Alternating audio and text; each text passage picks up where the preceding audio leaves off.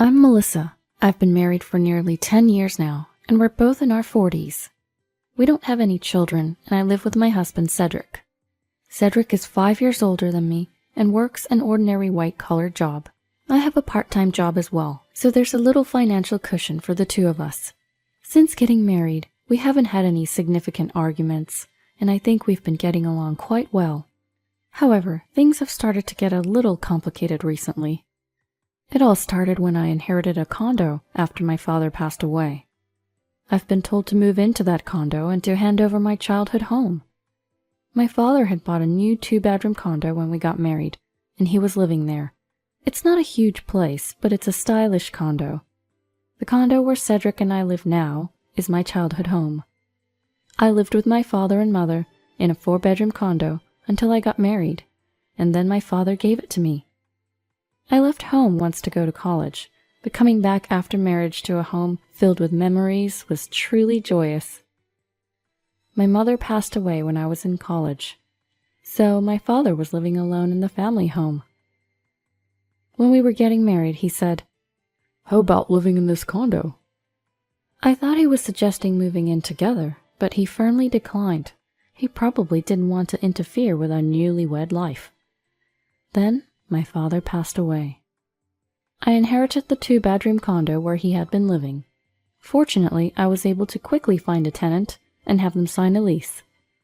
I thought our life would continue just as before.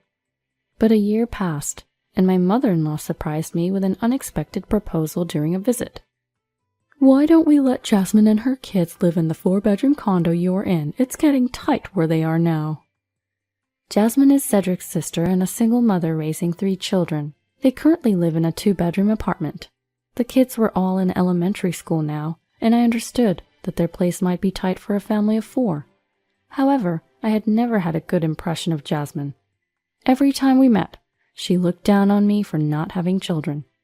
Cedric and I got married just before I turned 30.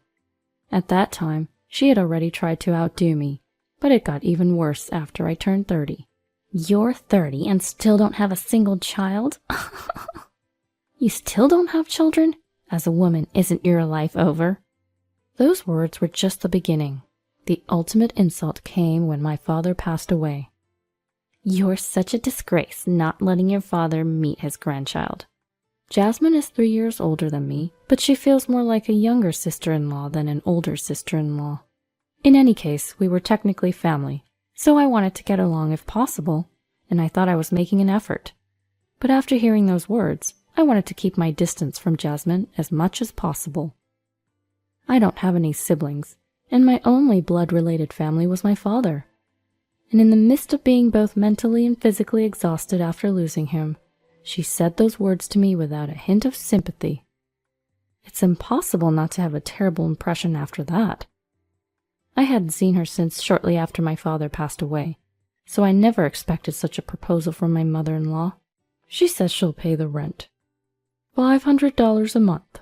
She said this with a look on her face as if to say, "Isn't that a great deal?" I was utterly astonished.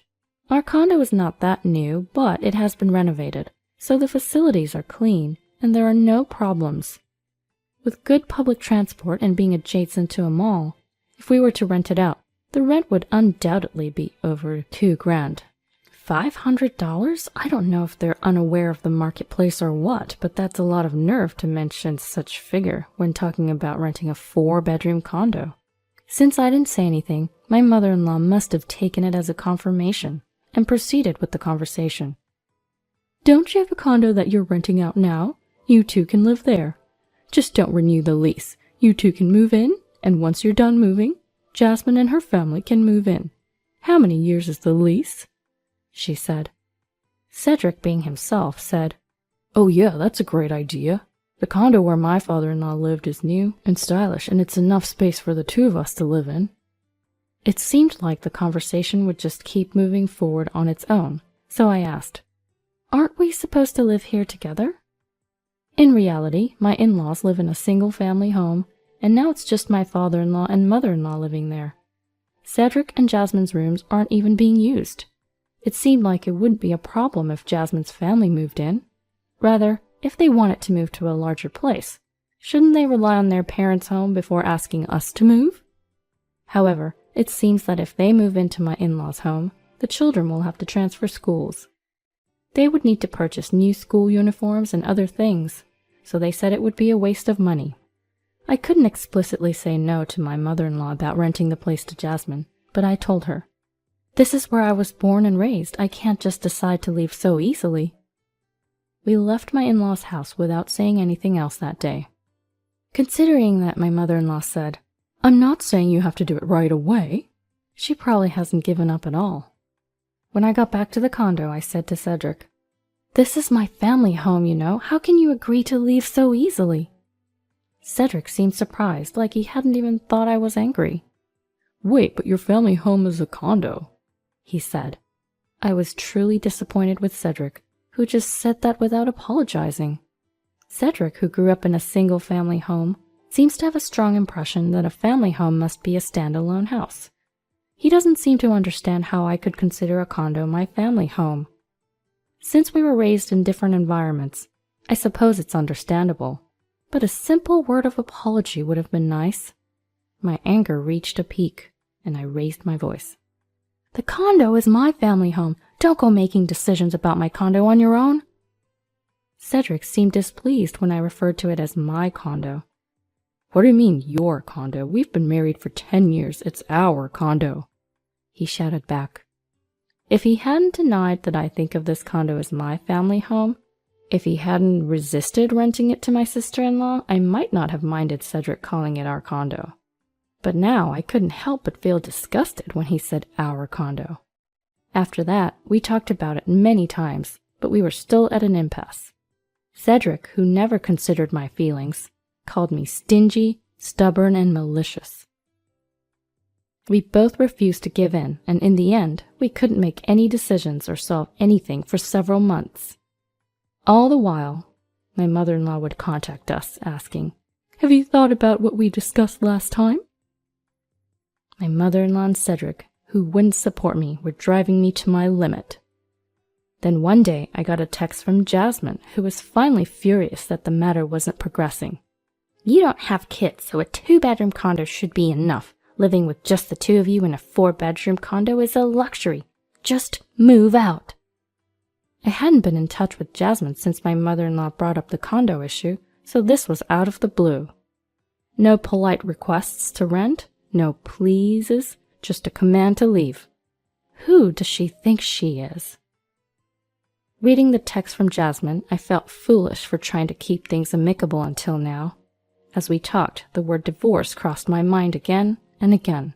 Each time, I tried to suppress my emotions, but I knew I was at the end of my tether. I went to the courthouse and picked up divorce papers, then made a call to a certain place. A few days later, I headed to the county clerk's office. When I obtained the copies of the property deeds, I found that the condo I live in and the one I'm renting out are both in my name. With this confirmation, I decided to give my husband one last chance. "I've told you over and over I really don't want to rent this condo to Jasmine. It's my family home. I just can't bear to rent it to someone who's looked down on me and said awful things. I want you to tell her not to count on this place either." Cedric's face showed clear annoyance. It was always like this when I brought up the subject. In the past, during arguments with Cedric, I told him everything Jasmine had said to me. I thought by telling him he would understand why I didn't want to rent to Jasmine. But that didn't happen. Cedric even said, "But what Jasmine is saying isn't entirely wrong either." In retrospect, I should have divorced him right then and there. It would have spared me so much distress, but I didn't have the courage to leave someone I'd been with for 10 years, or to be alone as I approached 40. Now it's different. If Cedric rejects my proposal, I'll say goodbye. I had made up my mind, and that was my plea. "You hate moving out of your family home that much? You're just tormenting Jasmine because you hate her. It's your fault for acting in a way that invites disdain, and plus you're just exaggerating. It's not like you've been told anything that bad. I can't understand why you can be so spiteful." Unaware of my desperate resolve, Cedric said this with a baffled look on his face. I just couldn't understand Cedric, who never once sided with me, no matter how many times I told him. Perhaps we can never understand each other anymore. Then please fill this out." With those words, I handed him the divorce papers. I thought he might panic or become agitated, but Cedric simply snorted with a smirk when he saw the divorce papers. "Come on, what's this about? You think threatening to divorce me will make me back down?" Cedric seemed to think I wasn't serious about the divorce. "This isn't a threat. I thought I could get along with Jasmine even if she's just my sister-in-law, but now I feel it's impossible. Same with your mother and you. I can't trust you anymore and there's no love left. It's over. Pack your things and leave now." Without knowing how determined I was about the divorce, Cedric laughed. Anger welled within me and I spoke my mind. I wanted him to leave as soon as possible. "Jasmine and my mom don't necessarily dislike you. Can't you see this is all your fault because you only think about yourself?" Cedric countered. Feeling that this was getting us nowhere, I said, "Enough. We can't understand each other anymore. You don't want to understand me, and I don't want to understand you. I can only think of divorce. If you don't sign, I'll file for mediation." I said this coldly. Cedric yelled, "Enough already!" kicked the wall and stormed out of the house. He didn't sign the divorce papers or take any of his belongings. It seemed he just wanted to leave the situation behind. Days later, just as I expected, Cedric came back. With a guilty look on his face, he asked, "What should I do?" Does he think that I'll forgive him if he humbles himself? There's nothing to do at all. Everything's already settled. If you agree to the divorce, sign the divorce papers. If not, I'll file for mediation. Also, I've decided to sell this condo. Yes, I had decided to sell my family home. The day I went to court to get the divorce papers, I contacted my father's friend, Mr. Allen. I had met Mr. Allen several times since I was young, and he was very close to my father. Mr. Allen, who came to my father's memorial service, gave me his business card saying, "If you need anything, just ask." His business card listed the name of his law firm. Mr. Allen was a lawyer there. Thanks to Mr. Allen introducing me to a judicial scrivener, I was able to smoothly process my father's inheritance. When I consulted him about this matter, Mr. Allen was supportive, advising me to check the ownership of the condo and giving advice for when the divorce might not be agreed upon. I think that's why I could take a strong stand. After Cedric left the house, I resolved to sell the condo. I contacted a real estate agent and told them I wanted to sell. I informed Mr. Allen that the conversation with Cedric had not gone well, that I could not get him to sign the divorce papers, and that he had left the house without settling anything. I asked for his help if it came to mediation. Cedric, upon hearing that the condo was going up for sale, widened his eyes, and contrary to his previous attitude, let out an intimidating low voice. "What? So, you kept saying it's your family home and now you're selling it? So it wasn't that important after all. Then you could have rented it to Jasmine, you stingy woman." Cedric might have lashed out, but I no longer cared what he said. "So?" I sent him a cold glance. He seemed a bit stiffened, but apparently he wasn't backing down yet. "Don't just decide to sell it on your own. The title may be in your name, but when we divorce, there should be a division of property. This condo was our shared property where we lived, right?" Facing the defiant Cedric, I smugly said, "Too bad. This condo was put in my name by my father just before I got married. Anything I owned before marriage isn't subject to property division.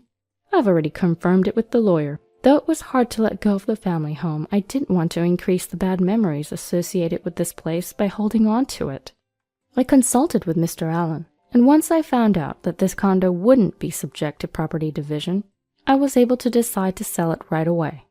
Upon learning the truth, Cedric changed his attitude completely, now clinging to me in an unseemly way. "I was wrong. I don't need to rent this place to Jasmine. It's your precious family home. Are you sure you want to sell it? Since you're still living here, you haven't sold it yet, right?